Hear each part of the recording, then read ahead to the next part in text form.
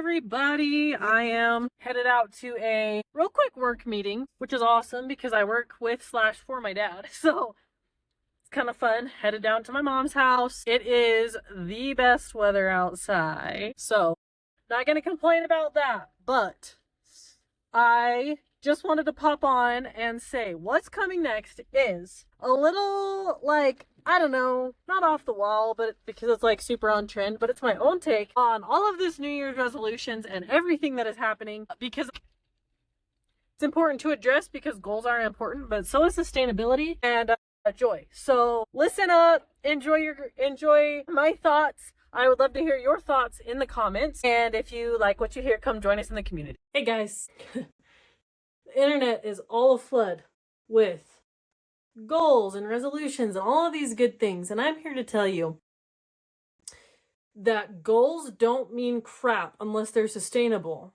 Okay? Now, take this all with a grain of salt, but your goals need to fit the lifestyle and what it is you really want. And we could totally deep dive into all of this, and we do over in my maker community, but there are certain things you can do that make life and your goals and the things you want to do infinitely simpler. And all it takes is a little bit of thought, a little bit of discipline. Okay, so first thing I want to talk about today is let's do a little bit of a reality check. Let's think about where you are with your life right now and what do you do that you get excited about? What do you do that feels like it adds energy to your soul, that it feels like it pumps you up and it makes you happy and it makes you a better person and it makes you want to do good to other people? And what is it that you do that's maybe a dread? Maybe you're a little bit like, "Ah, can't believe I have to do this today." And it really leaves you feeling drained and empty. What are the things you're doing that may not be the thing that sets you off and gets you all buzzing, but it's something that you're doing to invest in your future? What are you doing that are none of those things? And at the end of the day, you're like, really? I spent that long on my phone doing nothing? Okay? I want you to think about this. This is not intended for you to be hard on yourself. This is meant for you to think and evaluate and look at where you're spending your time and your energy and looking at, is that serving through you and your family the best way that it can, right? We all have the same amount of time in the day, but we all have different commitments, different goals, different capacities, different drive, okay? And that matters. So I want you to be really realistic with yourself and think about all of these things. And what is it that you're doing that is absolutely zapping your energy in not a good way, okay? I'm not talking about you went and worked out at the gym and now you're tired, okay? I'm talking about emotionally, mentally, what is taking it from you and what's bringing it back to you. Now, take those things, write them down, make a list, whatever. Anything that is taking your energy down, dragging you down, I want you to make its own list, and that is the list that we are either going to eliminate those things that we're doing, or those are things maybe we can delegate. Okay, maybe it's an extra workload that you've taken on at your job, some responsibilities that maybe are taking away from what you're actually good at. Okay, those things matter.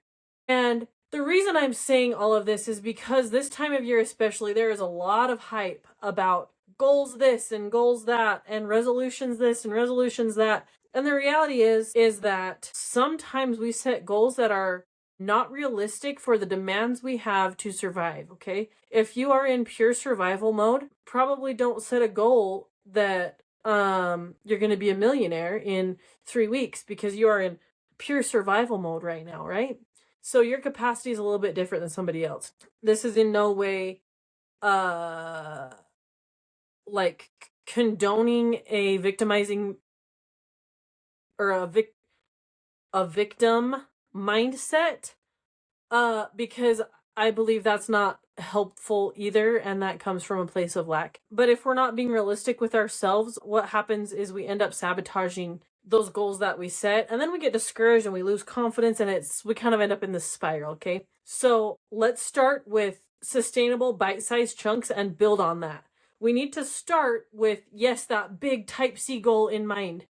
Okay, whether it's to get the house built, maybe it's to buy a new truck for you right now, maybe it's to buy the big ranch, whatever that is for you. We need to have that in mind. We need to have a place that we work toward, a thing that we're working toward that's bigger than us, that's scary, that pushes us, right? But if we can't even drive to work because we don't have a vehicle, let's also break this down into bite-sized, manageable, sustainable, improvable steps, okay? Now, growth should be exciting, and if it's not, then there are some cool mindset things we can do to get around that. And I think that's so important to not overlook. And so we're going to start there, and we're going to start with these manageable chunks that we can actually then begin to progress from. And I especially need to remember that my progress and my growth and my success does not hinge on how much I get done. So I'm a very results driven type person, and I need to feel productive, and it's all this stuff in my mind, right? That if I didn't get so many things done today, that the day was a failure. And in reality, that's not true, because as humans, there is so much more to being a success than the standards we hold ourselves to, as far as what we have accomplished, what we got done, how much money we made. Now, again, I'm not saying not to have those goals, but sometimes we need to remember that our worth is not attached to what we have done today or how much money we made.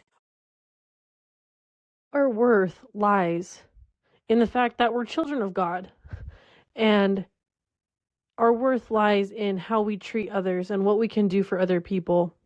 And so it's so much deeper than what we've done, what we can do, what we've accomplished, how much money we've made.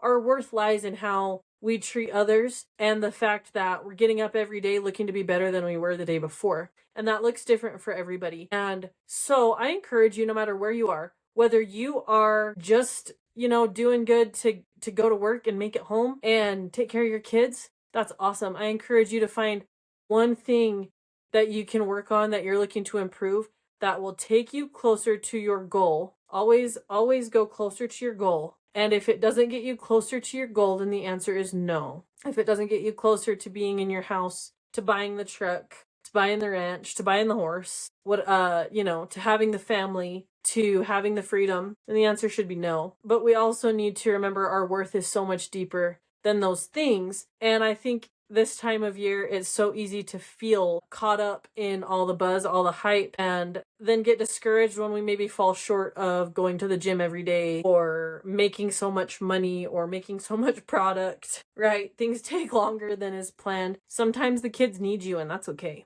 So I encourage you to be okay with doing your best every day and expecting a little more of yourself every day, but then also understanding that progress and perfection are not the same thing, and they should never be mixed up. And our worth does not depend on how much we did, how far we got today. Our worth is on how we treat people, how we talk to people, how we can help people. And when we start doing those things and really remember, so we can scope back, we can take bite-sized steps toward our goals, and then all of a sudden our goals become bigger, and we're able to do more and help more and accomplish bigger things. So there's my TED Talk, my little ranch rambling on goal setting for this year, because it is all the buzz right now. And I just want to throw my hat in the ring that your goals do not reflect your worth. Your goals can be different than my goals. And we need to remember that a goal should be attainable, and it should make us work. It should. Hard work is good, you guys, but it should be attainable. And when we get there, here's the cool thing. There's another goal, okay? We can always set another goal, a higher bar, a higher standard. And when we do that and just, kind of raise the bar for ourselves every time, that's really awesome. But we need to remember to find the joy in where we are and in getting where we want to be and in caring for those around us. And so there you go. When I started this video, I had no idea where that would go. So there's that. And thanks for being here. Please remember to subscribe, and we'll see you soon. Hey, I'm Tucker with Ranch Ramblin', and I'm so glad that you found us here. So excited to be on the YouTube. Woohoo! So thanks for riding along. I'm excited to show you what we're up to, what's going on. It's wintertime, so things look a little different. It's typically our slow season. which may or may not be happening. I don't know. It doesn't feel like it slowed down at all, but I'm so glad you found us where cowboy tradition meets maker confidence, and we always put the horse over the dollar. So no matter where our trail takes us, you're going to see that stuff in action. I'm so glad you're here. We'll see you next time.